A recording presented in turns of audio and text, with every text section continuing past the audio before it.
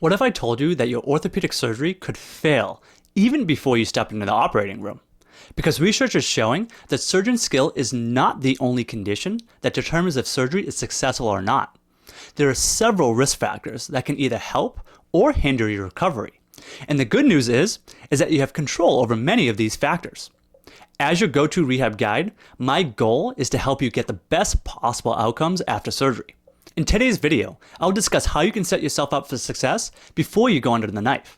And stick around until the end to find out which surgeries may not be as great as they've been made out to be. Surgeries that take just a couple of hours to perform can take a full year to recover from. Even the least invasive procedures can take months before you're feeling back to normal. So not only should you consider the surgery itself, but you should also consider what it will take to recover from it. Because you could have the Tom Brady of surgeons, but if you are not committed to the rehab journey that follows, it will be a very bumpy ride. Properly rehabbing after surgery is essential to maximizing the results of the surgery. Your body needs to regain sufficient flexibility and strength to perform at a high level. And if you don't put in the effort now, it can be very hard to get back, if at all.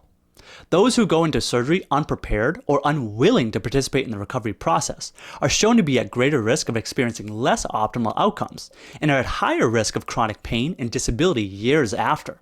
So do your homework and ask questions not just about the surgery, but also about the recovery process and what that will look like.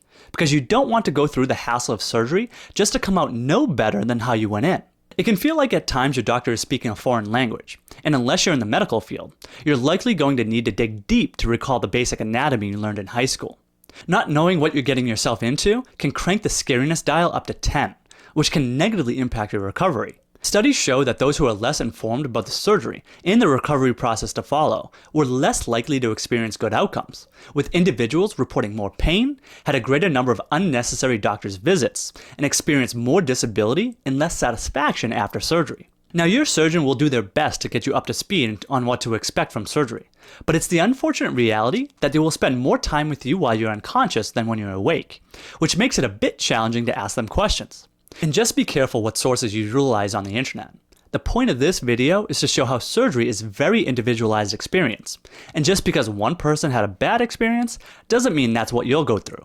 So play it safe and consult your physical therapist, as they are in a perfect position to sit down with you and answer any and all of your questions about the upcoming surgery.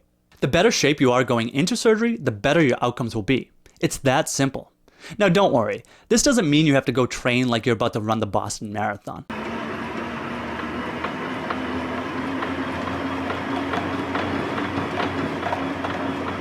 Help! Little things can go a long way, but it will require a bit of effort and consistency on your part.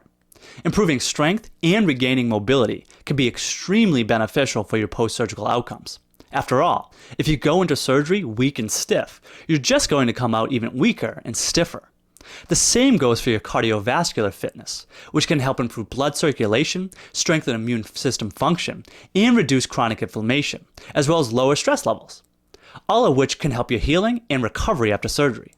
And you don't have to go at this alone. The best way to ensure you're doing everything you can possibly do to be physically ready is to attend a pre-surgical physical therapy session.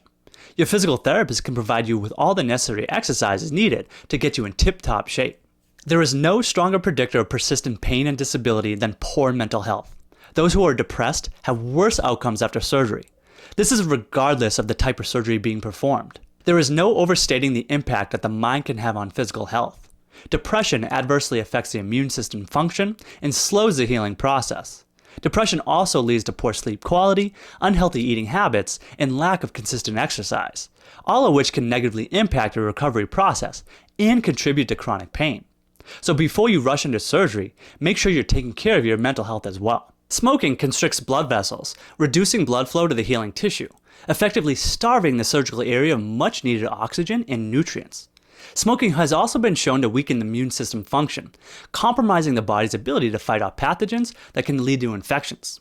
Infections can prolong recovery, require additional treatments to manage, and potentially lead to more serious complications.